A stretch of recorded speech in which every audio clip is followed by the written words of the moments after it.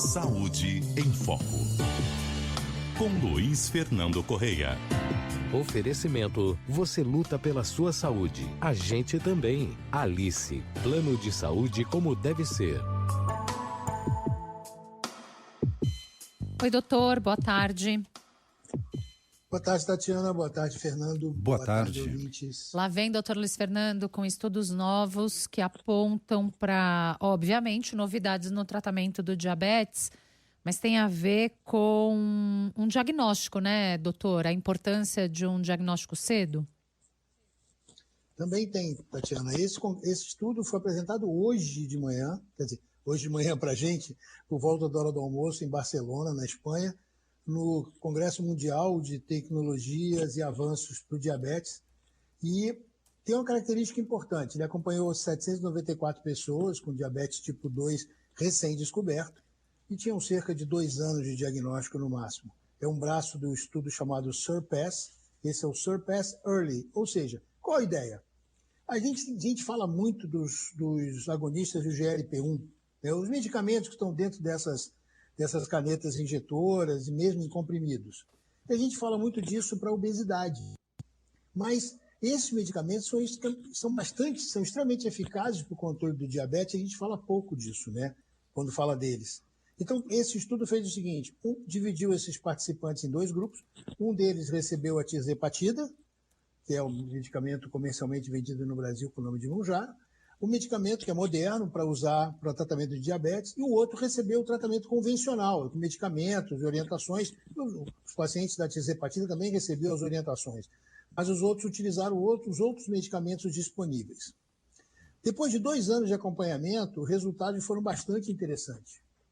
No controle da glicose no sangue, da quantidade de açúcar no sangue, a média da glicose, que é medida pelo exame da hemoglobina glicada, que é um número que mostra como é que o açúcar no sangue se comportou nos últimos 90 dias. Ele caiu de cerca de 7,8%, que é um resultado, para 5,56% nas pessoas que usaram a tirzepatida. Enquanto que o grupo que recebeu o tratamento convencional, a queda da hemoglobina glicada foi para 6,35%.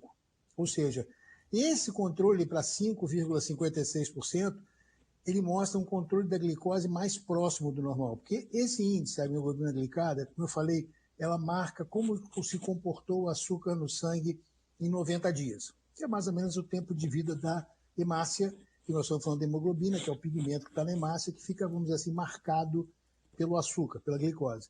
Ele diz para a gente como é que essa curva se comportou entre subindo e descendo todos os dias. Quem tem uma glicada menor provavelmente teve variações menores, então ficou numa faixa de controle mais próximo do normal.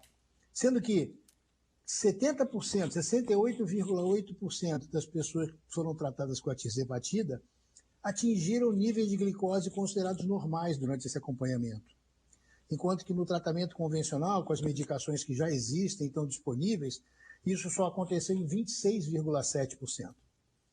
Depois de 2 anos, as pessoas com a tirzepatida perderam, em média, 15,8 quilos do seu peso corporal, e no tratamento convencional a perda foi de 6,5 quilos. Isso era bem provável de entender, porque esses medicamentos são efetivos para tratar a obesidade.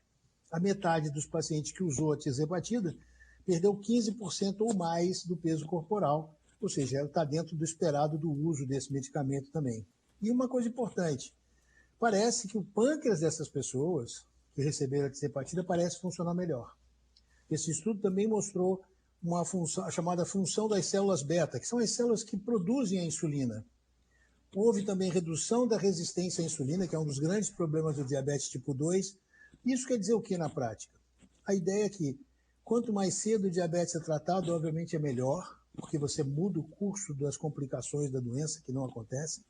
E é possível, controlando inicialmente, melhorar também o funcionamento do pâncreas, que é o órgão que produz a insulina.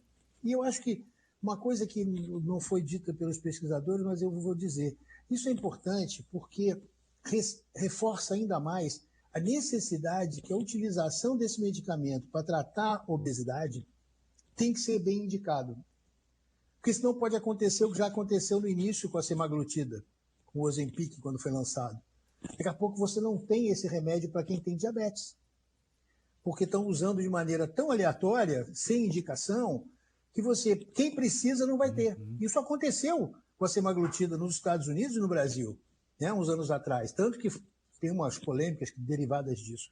Mas é importante isso, mostra cada vez mais que esses remédios são bons, são seguros, são muito eficazes para tratar o diabetes e para tratar a obesidade, mas mais do que nunca a gente tem que ter controle dessa utilização, uma orientação das pessoas para que não usem de maneira aleatória, não usem porque alguém da família usou, não usem porque vai ter um casamento que quer perder 2 quilinhos, 3 quilinhos, não é por aí, né?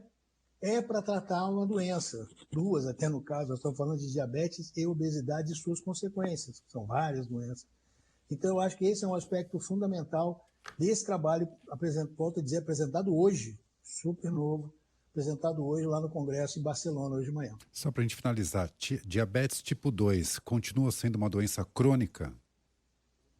É uma doença crônica, sim, uma doença que tem que ser administrada o resto da vida, né? Como a própria obesidade é uma doença crônica inflamatória que vai ter que ser tratada a vida inteira, com tudo que a gente conhece, mudança de hábito de vida, exercício físico e a medicação mais adequada para cada paciente naquele momento da vida dele.